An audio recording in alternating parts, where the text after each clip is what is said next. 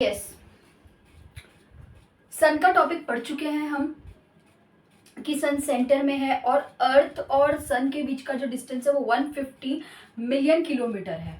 और क्यों हमें सन की जो ट्रमेंडस हीट है नियरेस्ट स्टार होके भी इतनी फील नहीं होती, उसका रीज़न ही ये है कि सन का डिस्टेंस ही उतना ज़्यादा हो गया ना। नियरेस्ट स्टार तो है बट डिस्टेंस मैटर करती है। अब जिस चीज़ का डिस्टेंस बढ़ जाता है ना तो उसकी इंटेंसिटी कम हो जाती है, इसी वजह से कि सन की इतनी हीट इंटेंसिटी होके भी वो हमें फील नहीं होती।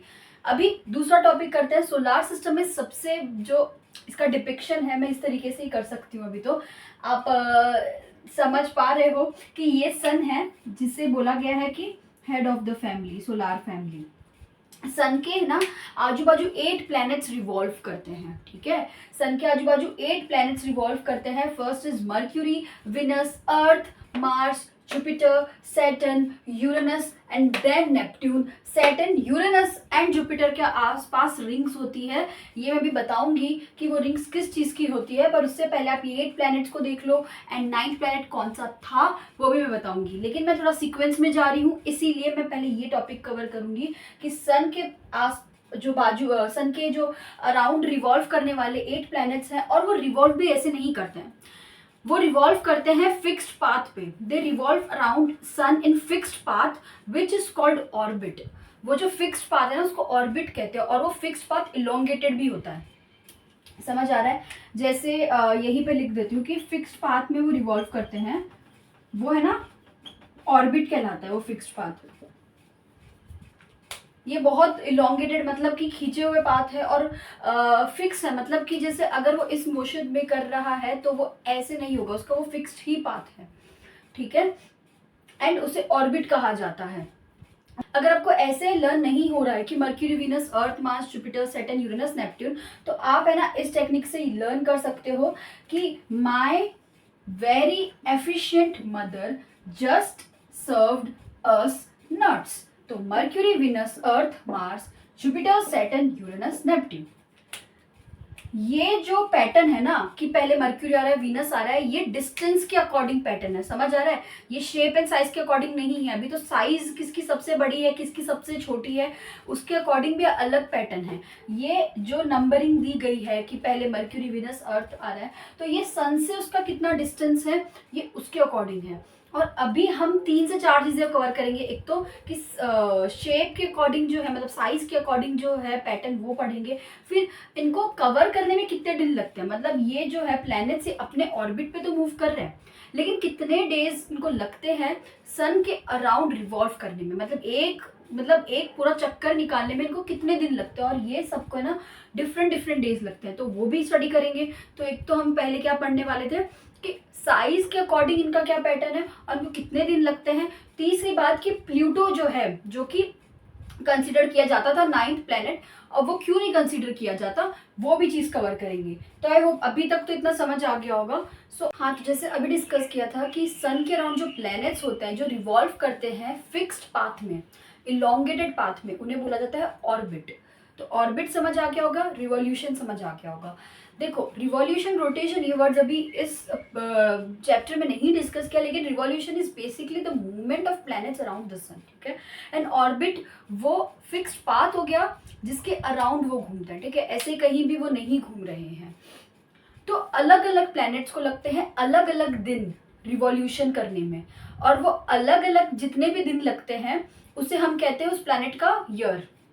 मतलब कि एक प्लैनेट, सपोज अब इसमें ही एग्जांपल है कि मर्क्यूरी को जो है 88 डेज लगते हैं, मर्क्यूरी को 88 डेज लगते हैं to complete 1 revolution around the sun. तो जब उसको सिर्फ एक चक्कर निकालने में 88 डेज लगते हैं, तो मतलब मर्क्यूरी पे एक साल 88 डेज के बराबर होता है। तो in Mercury, because Mercury takes 88 days to complete 1 revolution around the sun, so it is said that 1 day on Mercury is equal to 88 days.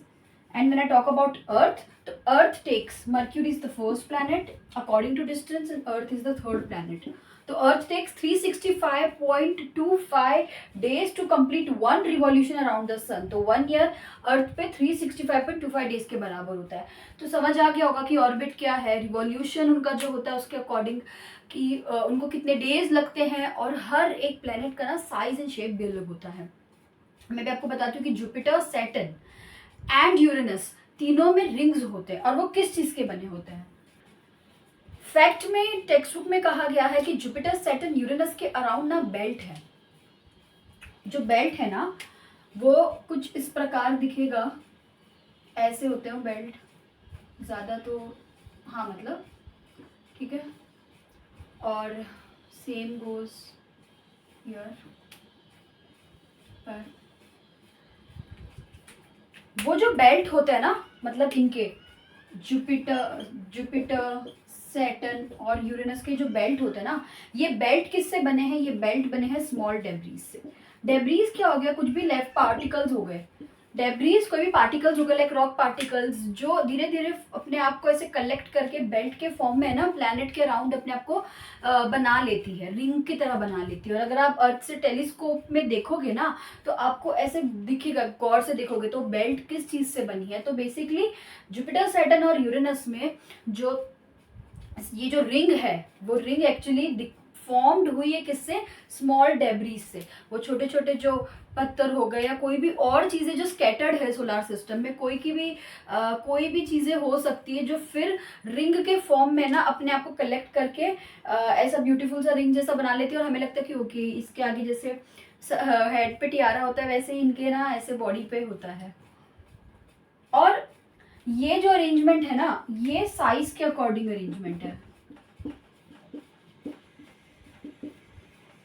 Size के अकॉर्डिंग अरेंजमेंट है, इसका मतलब क्या है कि साइज में ना जुपिटर सबसे बड़ा प्लैनेट है। अकॉर्डिंग टू साइज जुपिटर सबसे हो गया, साइज में सबसे बड़ा प्लैनेट हो गया। उसके बाद सैटर्न, फिर यूरेनस, फोर्थ में नेपट्टून आता है, फिफ्थ में अर्थ। अर्थ डिस्टेंस के, अगर डिस्टेंस के क्राइटेरिया से बात करें तो अर्थ है ना थर्ड नंबर पे आता है डिस्टेंस के पॉइंट से बात करें तो, बट साइज में अर्थ जो है फिफ्थ नंबर पे आता है, ठीक है। और वैसे ही फिर 6 नंबर पे आता है वीनस, और 7th पे आता है मार्स, और 8th पे आता है मर्क्यूरी। तो मर्क्यूरी जो सबसे पहले आता था डिस्टेंस में, अब वो सबसे छोटा प्लेनेट है, ठीक है। तो ये एक सीक्वेंस आप देख सकते हैं। तो अगर कोई कहे कि स्मॉलेस्ट प्लैनेट, तो स्मॉलेस्ट प्लैनेट में ना अलग थोड़ा पेन से लिख लेते हैं। स्मॉलेस्ट प्लैनेट जो है सोलार सिस्टम में वो हमारा मर्क्यूरी हुआ, और जुपिटर जो है सबसे लार्जेस्ट प्लैनेट हो गया, ठीक है, साइज में। तो अभी आप इसको क्लियरली देख लीजिए, और अब मैं रब कर देती हूँ फिर। तो अगर एक बार इसको शॉर्ट में बताऊं तो जुपिटर, सैटर्न, यूरेनस, नेपट्टून, अर्थ, वीनस, मार्स, मर्क्यूरी, ये first, second, third, fourth, fifth, 6, 7, 8 ये साइज के अकॉर्डिंग हो गया। But on the other hand mercury, Venus, Earth, Mars, Jupiter, Saturn, Uranus and Neptune, ये नंबरिंग जो है वो डिस्टेंस के अकॉर्डिंग हो गई। एंड एक और चीज है कि अर्थ जो यहाँ पे थर्ड आता है डिस्टेंस के मामले में, वो यहीं पे फिफ्थ आता है। मर्क्यूरी जो सबसे फर्स्ट आता है डिस्टेंस के मामले में, वो सबसे लास्ट आता है साइज के मामले में। एंड यहाँ पे याद रख लेना फिर से कि सैटर्न, यूरेनस एंड, एक मिनट, हाँ, जुपिटर, सैटर्न एंड यूरेनस, इन तीनों के पास रिंग्स हैं। जुपिटर, सैटर्न एंड यूरेनस, हाँ मैंने कंफर्म कर लिया। तो इन तीनों के पास ही रिंग्स है। और वो स्मॉल डेब्रीज से बनी है। और तो कह सकते हैं शॉर्ट में फिर मतलब एंड करते हुए कि जुपिटर जो है सबसे लार्जेस्ट हो गया, मरकरी सबसे स्मॉलेस्ट हो गया। ये डिस्टेंस के मामले में है और ये साइज के मामले में है, इसे ध्यान से देख लीजिए। फिर बताऊंगी कि वीनस और अर्थ, मतलब वीनस को अर्थ का ट्विन कहा जाता है और वो क्यों कहा जाता है वो हम पढ़ेंगे। ओके हाँ, सो क्वेश्चन एक यहाँ पे आता है कि why Venus is called Earth's twin planet. इसका यही रीजन है कि वीनस अगर आप साइज के वो फॉर्मेट में जाओ तो अर्थ तो 5th नंबर पे आता है और वीनस 6th नंबर पे आता है, ठीक है। तो मतलब तो अर्थ स्लाइटली थोड़ा सा बड़ा है, फिर वीनस आता है। तो इनकी जो साइज एंड शेप है वो काफ़ी सिमिलर है, इसलिए कहा गया है कि Venus is Earth's twin planet. Earth का जो पूरा स्टार्ट मैं दूसरे वीडियो में करूँगी, क्योंकि वो अर्थ का जो अलग से टॉपिक दिया गया है कि वो 3rd प्लैनेट है, और फिर थोड़ा सा डिस्क्रिप्शन दिया गया है कि क्यों इसे फेवरेबल सबसे प्लैनेट बोला जाता है, यहाँ पे ह्यूमन बींग्स क्यों रहते हैं। बहुत ही ईजी टॉपिक है। पर उससे पहले मैं जो फैक्ट्स दिए गए हैं टेक्स्ट बुक में आपके लेफ्ट कॉर्नर में, वो थोड़े से डिस्कस कर लेती हूँ क्योंकि वो भी इम्पॉर्टेंट है। ओके सो ये सारे डू यू नो वाला कॉलम है ना 3, उनके बारे में डिस्कस करने वाली हूँ मैं। फर्स्ट है कि सोलार सिस्टम में हमने जैसे कहा कि सोलार सिस्टम में सन जो है हेड है, सोलार फैमिली का हेड है, वैसे ही जो सोल वर्ड है ना, सोलार का सोल वर्ड जो है, सोल SOUL सोल, सोलार का सोलार, तो सोलार का सोल जो वर्ड है वो रोमन माइथोलॉजी में सन गॉड है, ठीक है। मतलब कि रोमन माइथोलॉजी में सोल का मतलब है सन गॉड, उनका नाम है, मतलब उनके जो ये सन गॉड का नाम है सोल, और इसीलिए सोलार का मतलब आता है सन। हम बोलते हैं ना सोलार सिस्टम में सोलार का मतलब भी सन होता है, इसलिए बोलते हैं सोलार सिस्टम मतलब सन की जो फैमिली है, सोलार फैमिली मतलब सन की फैमिली। तो क्योंकि सोलार का मतलब सन हो गया, therefore that is the reason कि फैमिली ऑफ सन को सोलार फैमिली या सोलार सिस्टम कहते हैं, क्योंकि सोलार का मतलब ही सन होता है। तो ये एक सन की फैमिली हो गई, ठीक है। अभी दूसरा है कि देखो ऐसे बहुत सारे वर्ड्स होंगे आपको ज्योग्राफी में और मतलब और भी सब्जेक्ट्स में मिलेंगे जहाँ पे वो होंगे इंग्लिश में, लेकिन उनका ओरिजिन जो है ना वो अलग अलग लैंग्वेजेस में है, ठीक है, और वो अलग अलग जगह से आया है। जैसे कि ज्योग्राफी वैसे इंग्लिश वर्ड है, लेकिन उसका जो ओरिजिन है वो ग्रीक में है, ठीक है। ये 2 ग्रीक वर्ड से बनके बना है ज्योग्राफी वर्ड। ज्योग्राफी का जो जी है उसका मतलब अर्थ है, और जो ग्राफिया है ज्योग्राफी, ठीक है। अब ज्योग्राफी है, लेकिन ये जो ग्राफिया वर्ड है और ये जो जी वर्ड है ये दोनों ग्रीक है। तो इसी में जो जी है उसका मतलब अर्थ होता है, और ग्राफिया मतलब कि राइटिंग, मतलब कि अगर हम ज्योग्राफी एज ए सब्जेक्ट देखें तो वो अर्थ के रिलेटेड और अर्थ के आजू बाजू की ही पढ़ाई है, उसी की पढ़ाई है, राइट। तो इसीलिए ये समझ आ गया कि 2 ग्रीक वर्ड से बना है, इसलिए इसका नाम ज्योग्राफी है। Graphia and ge plus graphia makes geography as a English word, जिसमें जी का मतलब अर्थ है और ग्राफिया राइटिंग है। राइटिंग किस चीज़ की राइटिंग? अर्थ के रिलेटेड राइटिंग, ठीक है। अभी इसी को लेते हुए, इसी एग्जाम्पल को लेते हुए, जी इंग्लिश में जियो है और वैसे इसको ग्रीक में जी बोलते हैं। तो जी प्लस लॉजिया, जियोलॉजी होता है इंग्लिश में। जी प्लस मैट्रिया, जियोमेट्री, और जी प्लस ऑइट्स जियोइड, ठीक है। ये और ये ग्रीक है और ये दोनों जो फॉर्म हो रहे हैं वो इंग्लिश वर्ड है, इसीलिए जियो प्लस लॉजी जो होता है उसका मतलब आता है स्टडी ऑफ अर्थ। जियोलॉजी जो है वो पूरे अर्थ की स्टडी होती है, जियोमेट्री मतलब measurement of earth, and geoid का मतलब होता है resembling shape and form of earth. जैसे कह सकते हैं कि जो भी जो शेप है और फॉर्म है जो अर्थ से मिलती जुलती, रिजेंबल मतलब उसके जैसी, उसको हम उसके लिए नाम दिया गया है जियोइड। तो geoid is a word used when any object resembles the shape of the earth, ठीक है। तो ये 3 पार्ट हो गए इसके, geology, geometry and geoid. Again एक 3rd बॉक्स बाकी है, बोर्ड में जगह नहीं थी इसलिए अभी मैं उसको लिखूंगी, तब तक आप इसका स्क्रीनशॉट ले लो। ओके तो पता है ह्यूमन बींग्स ना बहुत क्यूरियस होते हैं। जो लोग बहुत अवेयर होते हैं और जिन लोगों को बहुत रुचि होती है ना आसपास की चीज़ों में, और जिनको नाइट स्काई देखना पसंद है, स्टार्स देखना पसंद है, उन लोगों को हमेशा ये क्यूरियोसिटी होती है कि यार ये जो ऑब्जेक्ट्स हैं ये कहाँ से आए हैं, इनके मूवमेंट्स को ट्रेस करने में बड़ा मजा आता है। तो वैसे तो कुछ ह्यूमन बींग्स बहुत एक्सप्लोर करते भी हैं, लेकिन जो लोग स्पेशली यही चीज़ देखने में मतलब इंटरेस्ट रखते हैं और यही चीज़ में इसी फील्ड में होते हैं, उनको एस्ट्रोनॉमर्स कहते हैं। एस्ट्रोनॉमर्स कौन से? वो लोग हुए जो सेलेस्टियल बॉडीज के मूवमेंट्स को और उनके बारे में पढ़ाई करते हैं। कि सेलेस्टियल बॉडी की तो पढ़ाई वो करते ही हैं कि ये जो बॉडी किन चीज़ों से बनी है, बट उनके मूवमेंट्स के बारे में भी पढ़ते हैं, वो हो गए एस्ट्रोनॉमर्स। तो आपके बुक में भी यही लिखा है, those who study the celestial bodies and their movements are called astronomers. And Aryabhata वो एक बहुत ही फेमस एस्ट्रोनॉमर थे। वो एंशिएंट इंडिया के एक बहुत ही फेमस एस्ट्रोनॉमर थे, और वो सिर्फ एस्ट्रोनॉमर नहीं थे, जितना मुझे पता है वो मैथमेटिशियन भी थे,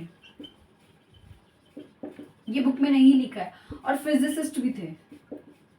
और ये कैसे भूल सकते कि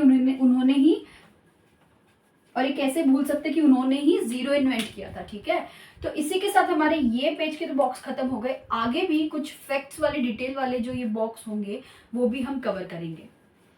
अभी मैं आपको इस वीडियो के एंड होने से पहले वो क्वेश्चंस बता देती हूँ जो अभी तक हम लोगों ने सो फार कंप्लीट किए हैं। ठीक है, फर्स्ट क्वेश्चन था कि do you wonder why can't we see the moon and other bright stars during the day time? The actual reason is the objects which are present in the night sky, the celestial bodies which are present in the night sky are always present in the daytime, but due to the very bright light of the sun it does not allow us to see the night objects. ठीक है, क्योंकि अगर सन की रोशनी रहेगी दिन में और फिर आफ्टरनून में सन की रोशनी रहेगी तो ये ना छिप जाएंगे, क्योंकि सन की इंटेंसिटी इतनी हाई है, सन जो एमिट कर रहा है लाइट वो इतनी हाई है, मतलब लार्ज अमाउंट में है कि जो बाकी जो ऑब्जेक्ट्स हैं जो हमें नाइट स्काई में विजिबल होते हैं वो हमें दिन में नहीं विजिबल होंगे। तो आई गेस आपको फर्स्ट का आंसर मिल गया होगा कि they are actually present in the day time also, in the night time also. तो वो स्काई में तो प्रेजेंट रहते हैं, but due to the very bright light of the sun they are not visible to us. Okay,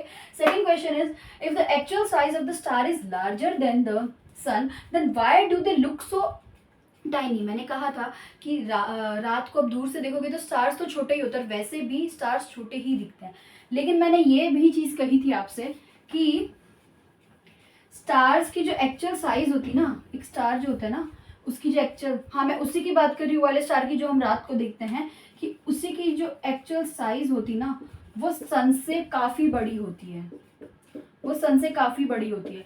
फिर भी वो हमें इतने टाइनी इसलिए दिखते हैं क्योंकि उनका डिस्टेंस अर्थ से बहुत दूर तक का है। मतलब फिर से मैं इसको रब कर रही हूँ, एक मिनट,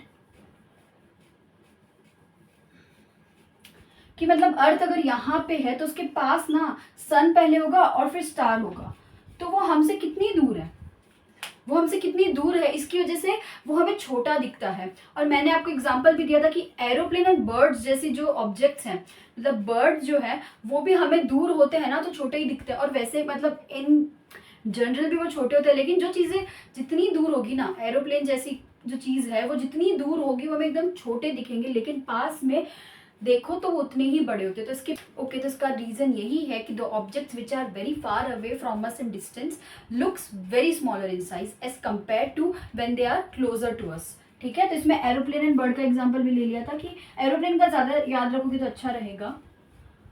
और ठीक है, उसी के साथ थर्ड क्वेश्चन पे आते हैं कि how will we locate pole star? तो मैंने कहा था we will locate pole star with the help of Saptarishi constellation which is a part of Ursa Major constellation, जिसे द ग्रेट बेयर भी कहते हैं।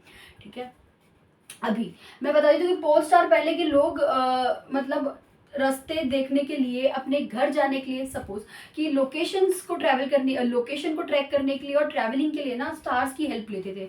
तो उसमें कौन से स्टार की हेल्प लेते थे? नॉर्थ स्टार की हेल्प लेते थे, जिसे पोल स्टार भी कहते हैं, क्योंकि नॉर्थ स्टार ना नॉर्थ डायरेक्शन में इंडिकेट करता है और वो ना फिक्स रहता है, वो अपनी पोजिशन चेंज नहीं करता है। इसीलिए ये जो पोल स्टार है इसको हम कैसे इंडिकेट करेंगे? इसके हेल्प से इंडिकेट करेंगे कि हमारा सप्तऋषि कॉन्स्टलेशन है, इसका ये 3 स्टार्स,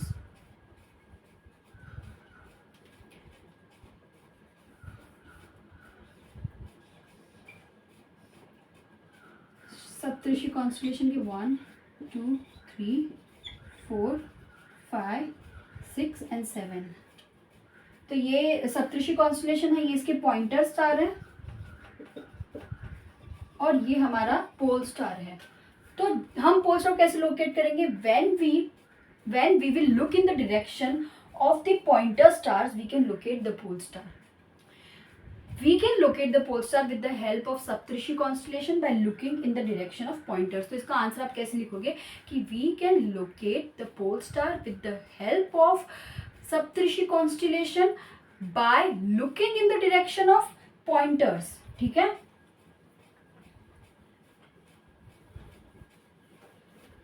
आई गेस मुझे थोड़ी सी जगह चाहिए रहेगी, मैं आपको आंसर लिख के बता देती हूँ कि we can locate the pole star with the help of Saptarishi constellation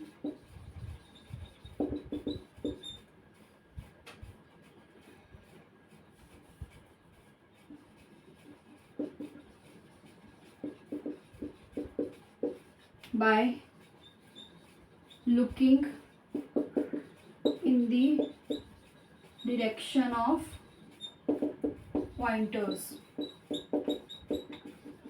तो ये इसका आंसर है। 3 क्वेश्चंस मैं कवर कर चुकी हूँ, 3 क्वेश्चंस ऑलरेडी कवर हो चुके हैं। अगर आपको चाहिए तो मैं एक बार डायग्राम में बता देती हूँ सप्तऋषि कॉन्स्टलेशन का, फिर फोर्थ क्वेश्चन पे आते हैं। ठीक है, तब तक आप इसे देख लीजिए। ओके, तो ये ड्राइंग देख लो कि वैसे ये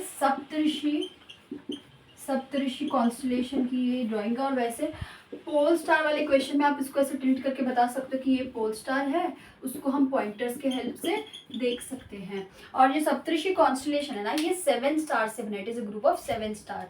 सप्तऋषि 7 सेजेस, 7 ऋषियों का ये कॉन्स्टलेशन है। तो ये फोर्थ क्वेश्चन है कि planets and stars both of them shine, then what is the difference? Planet and star के ऑलरेडी डिफरेंस पढ़ चुके हैं। तो स्टार जो है वो भी शाइन करता है, प्लैनेट भी शाइन करता है, तो डिफरेंस क्या है? स्टार्स ना ट्विंकल करते हैं, शिमर करते हैं, वो चमकते हैं, झपझपाते हैं। प्लैनेट्स नहीं झपझपाता। Planets are just brighter, they are shiny, they are brighter, they don't twinkle और शिमर। ठीक है, अब उसका रीजन है कि स्टार्स अगर शिमर करते भी तो उसका क्या कारण हो सकता है? Stars are made up of hot gases, they are the huge bodies which are made up of hot gases, जिसमें हाइड्रोजन एंड हीलियम आ गया। तो उसकी जो लपटें होती है ना, उसकी जो गर्म लपटें होती है वो निकलती है थोड़ी थोड़ी, तो उसकी वजह से हमें ऐसे जो लगता है ना कि वो चपचपा रहे हैं, तो वो उसी की वजह से होता है क्योंकि उसके अंदर हाइड्रोजन एंड हीलियम है जो फ्लेम्स प्रोड्यूस कर रही है, जो फ्लेम्स अपनी निकाल रही है। तो ये एक डिफरेंस हो गया। और बाकी हमने जो डिफरेंस पढ़े थे कि planets have their own heat and light and stars, planets do not have their own heat and light and stars do have their own heat and light. Stars are huge bodies, planets are also huge bodies, but stars again have their own heat and light. Why do not we feel? Okay, गलत लिखा है sentence.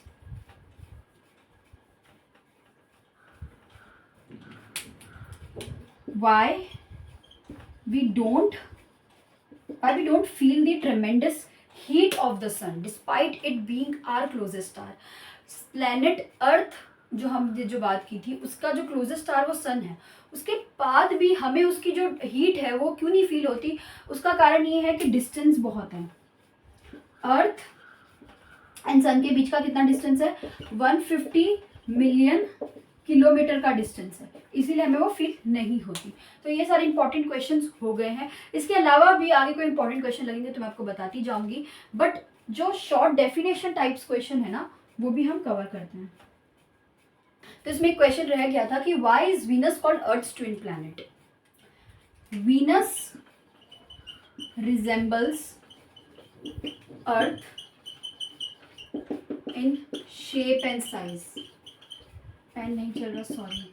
मतलब Venus जो है ना, अर्थ को resemble करता है शेप में भी और साइज में, इसीलिए वीनस को अर्थ का ट्विन प्लैनेट कहा गया है। और अगर हम शेप के अकॉर्डिंग फॉर्मेट से पढ़े ना, तो वीनस जो है वो 6 नंबर पे आता है और अर्थ जो है वो 5th नंबर पे आता है। और वैसे डिस्टेंस में तो अर्थ 3rd नंबर पे आता है सन से अगर देखा जाए तो। इसके अलावा कैसे क्वेश्चंस और हो सकते हैं? Define celestial bodies, celestial body को डिफाइन करो। Define solar system,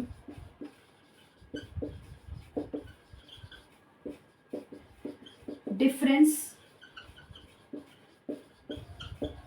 between planet and star. I guess ये सारे आपके आंसर आपको मिल गए होंगे, बट फिर भी अगर आपको लगे कि इसका आंसर प्रॉपरली नहीं दिया गया है कोई भी टॉपिक का, तो आप मुझे आराम से कमेंट सेक्शन में बता सकते हैं।